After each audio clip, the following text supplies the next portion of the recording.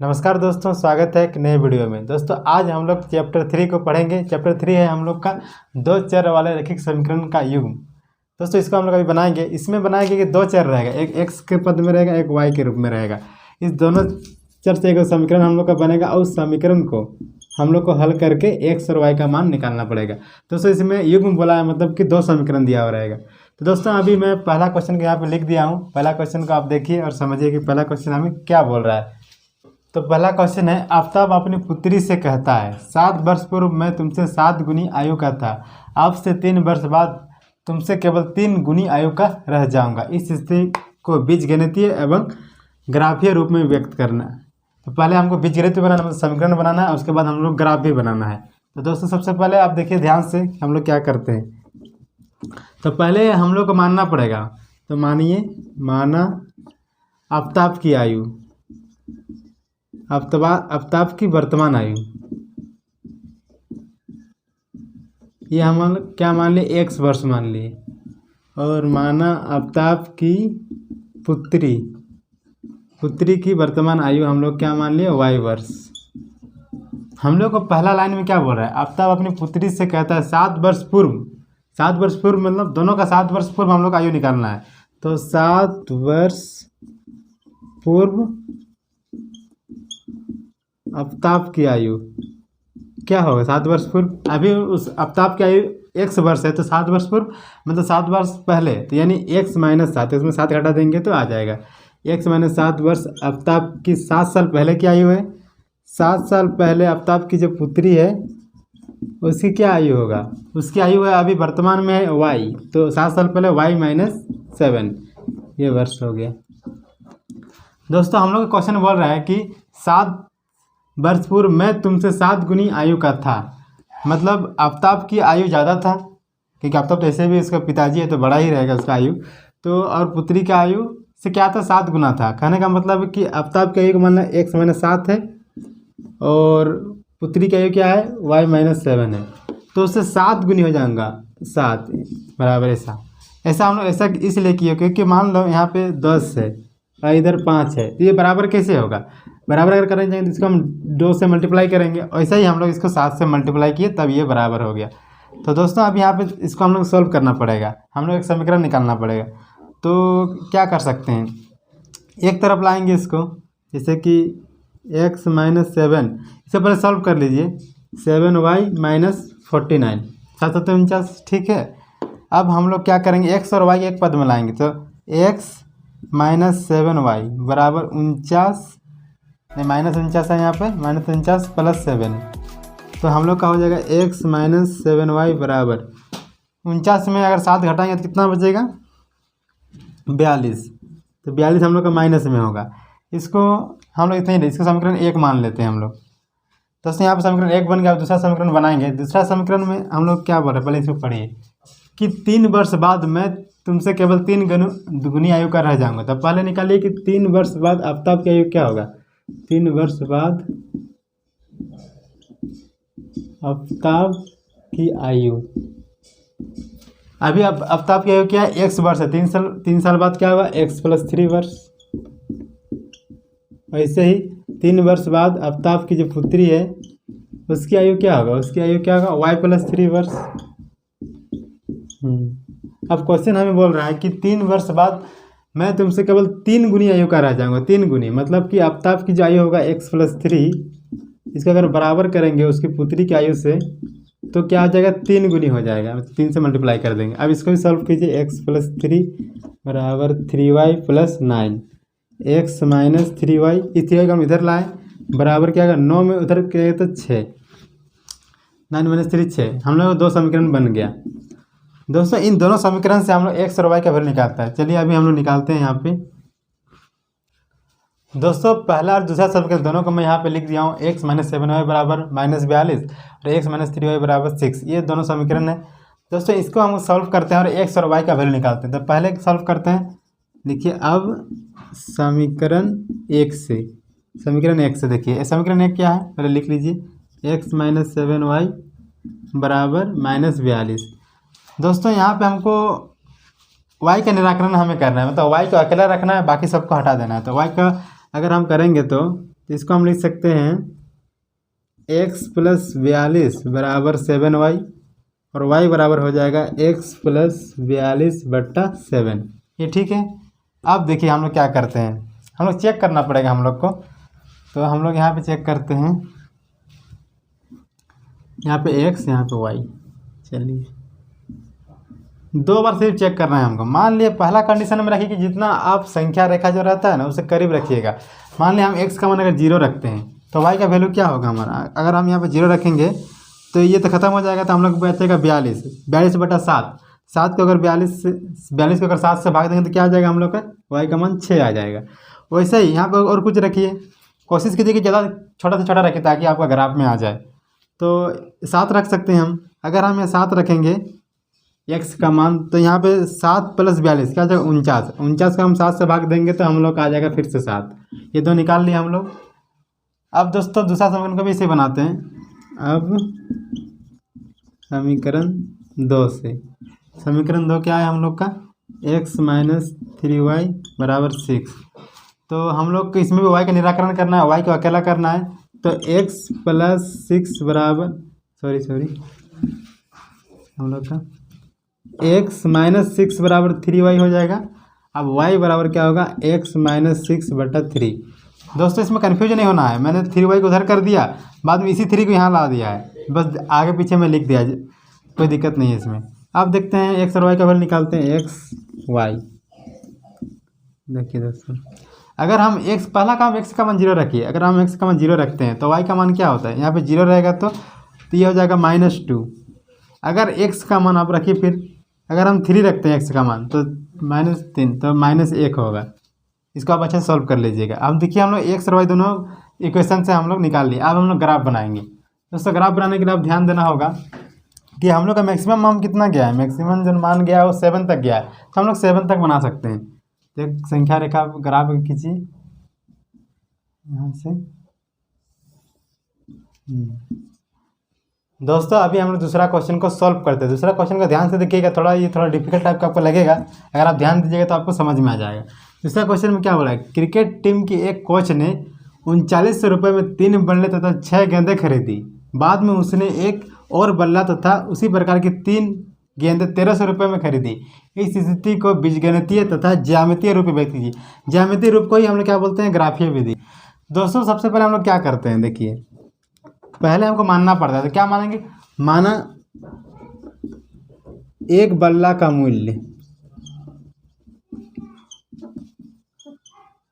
बराबर क्या, 100 रुपये, ये मान लीजिए। वैसा ही एक गेंद का मूल्य क्या होगा, y रुपये, हमने मान लिया। हम लोग पहला लाइन में क्या बोला है, क्रिकेट टीम के कोच ने 39 रुपये में 3 बल्ले तो 6 गेंदें खरीदी।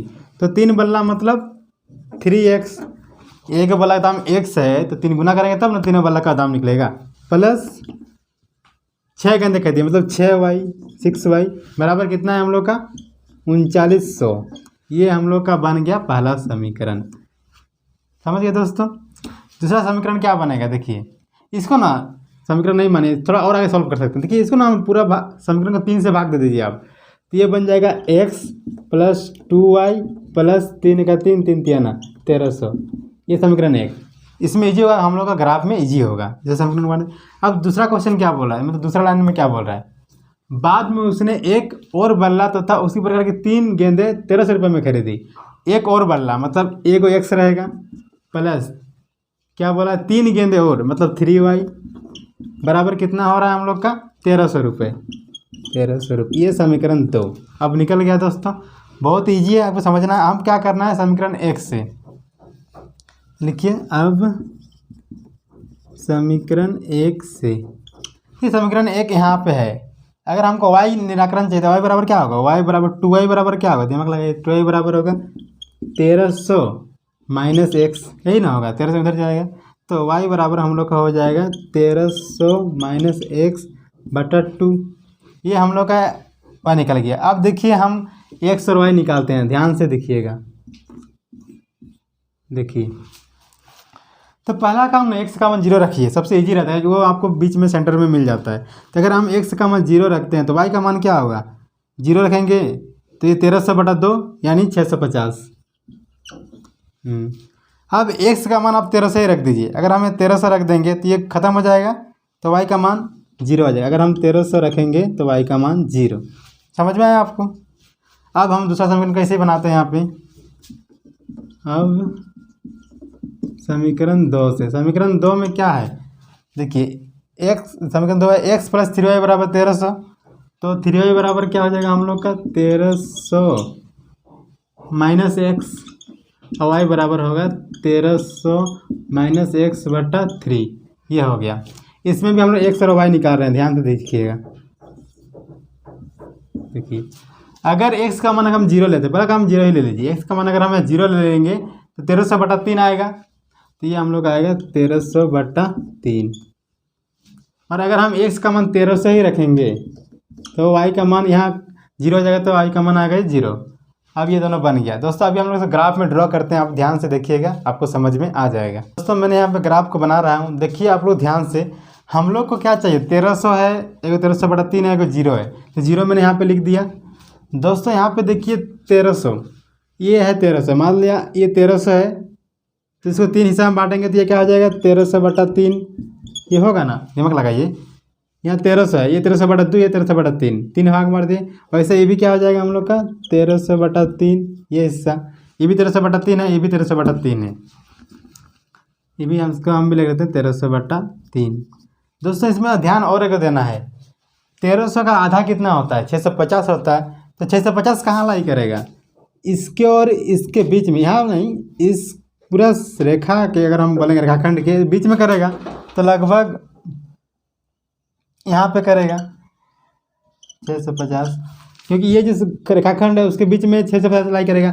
इससे यहाँ और यहाँ के बीच हम लोग का 650 करेगा, बीच में कहाँ होगा, लगभग ये आसपास में आपका 650 होगा। वैसे इसमें और इसमें अगर हम बात करें तो लगभग इसी आसपास हम लोग का 650 होगा। ये 650 आपको कह के हम 650 हम लोग को यहाँ पे ज़रूरत पड़ेगा। तो दोस्तों अभी हम लोग इसको ड्रॉ करते हैं। तो पहला जो समीकरण क्या हम लोग का x और y ये है, x का मान 0 रखिए, x का मान 0 रख लिए, y का मान हम लोग का जाएगा 650 में, तो हम लोग का जाएगा y का मान 650 में, ठीक है। दूसरा में x का मान रखिए 1300, x का मान अगर हम रखेंगे 1300, यहाँ पे आएगा 1300, और y का मान 0 रहेगा, y का मान 0 रहेगा मतलब y में यहीं पर रहेगा ही। ये हम लोग का बन गया एक रेखा, ये बन गया। दूसरा कंडीशन में क्या है, x का मान 0 रखना है, x का मान 0 पे रखिए, y का मान रखिए 1300 बटा 3, x का मान 0, y में जाइए, ये y है, ये x है, तो y का मान में जाइए आप, कितना जाइए 1300 बटा 3 जाइए, 1300 बटा 3 मैंने यहाँ दे दिया है, तो ये एक पॉइंट हो गया। वैसा ही अगर x का मान हम 1300 लेंगे, x का मान 1300 यहाँ पे है, तो y का मान हमें 0 पे जाना होगा, मतलब यहाँ पे जाना होगा। ये दोनों सेम ही है, मतलब हम लोग का एक इक्वेशन ये निकला।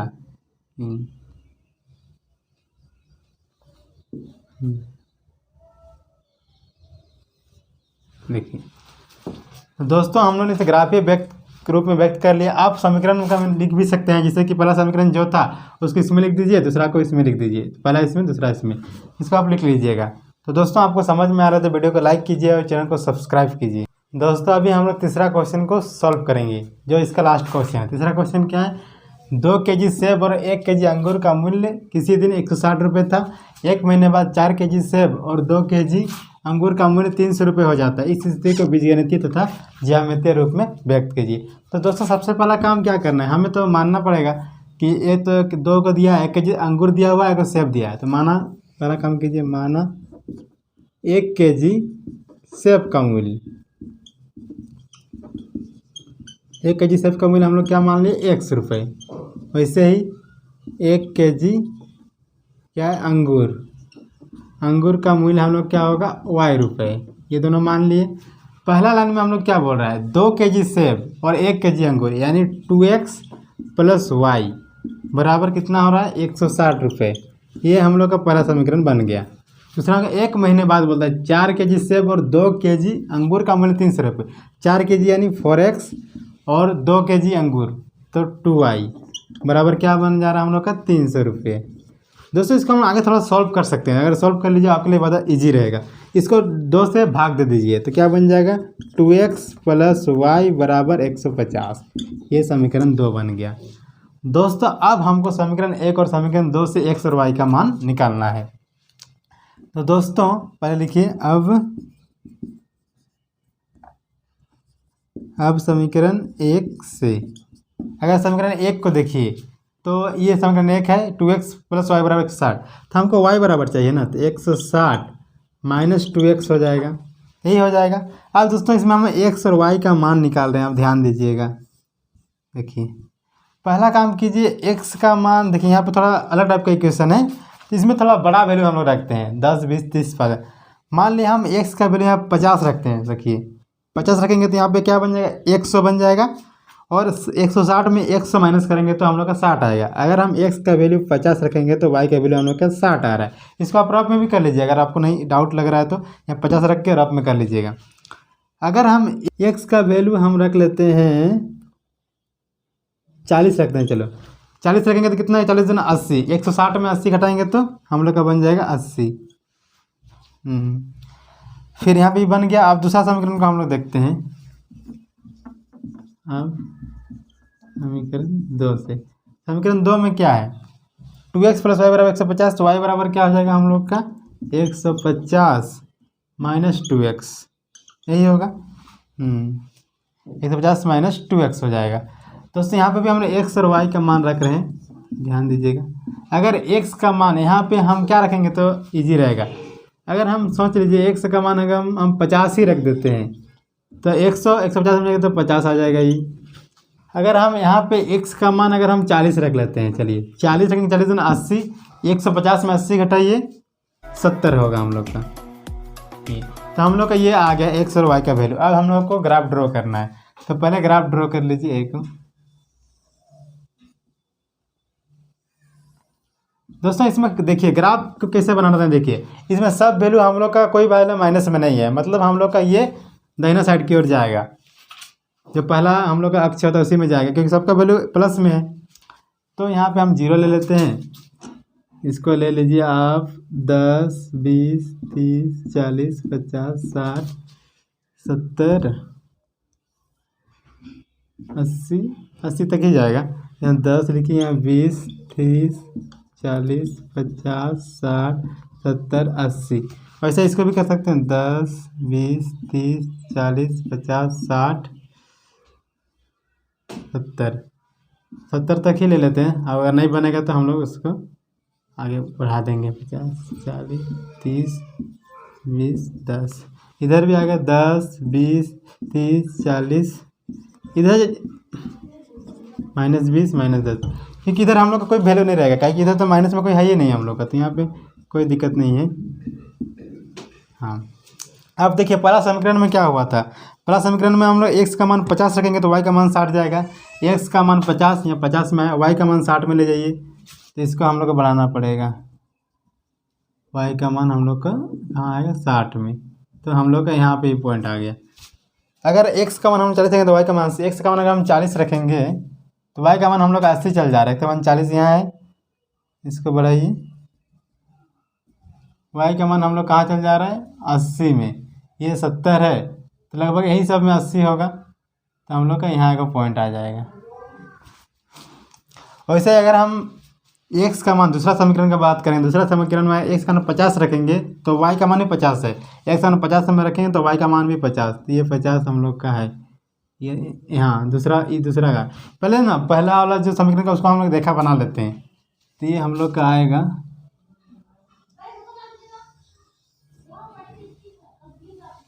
हाँ, ये हम लोग का रेखा बन गया। दूसरा समीकरण यहाँ है, दूसरा जो पॉइंट है वह x का मान आप 40 लिए तो y का मान 70, x का मान 40 हम लोग यहाँ ले लिए, y का मान 70 है, 70 है यहाँ पे, इसी में यहाँ पे। तो ये रेखा भी हम लोग का बनेगा ऐसा।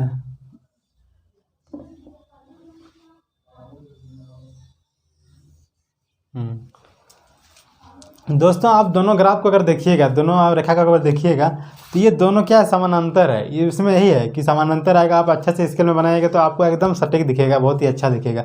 ये दोनों क्या है हम लोग का समानांतर है, बस हम लोग इतना ही बनाना था। हम लोग तीनों क्वेश्चन कंप्लीट कर लिया है। दोस्तों अगर आपको समझ में आ रहा है क्लास तो वीडियो को लाइक कीजिए, अपने दोस्तों के साथ शेयर भी कर दीजिए ताकि वो लोग भी अच्छी तरीके से तैयारी कर सकें। तो चलिए दोस्तों मिलते हैं नेक्स्ट वीडियो में, तब तक के लिए जय हिंद और हमारा वीडियो देखने के लिए धन्यवाद।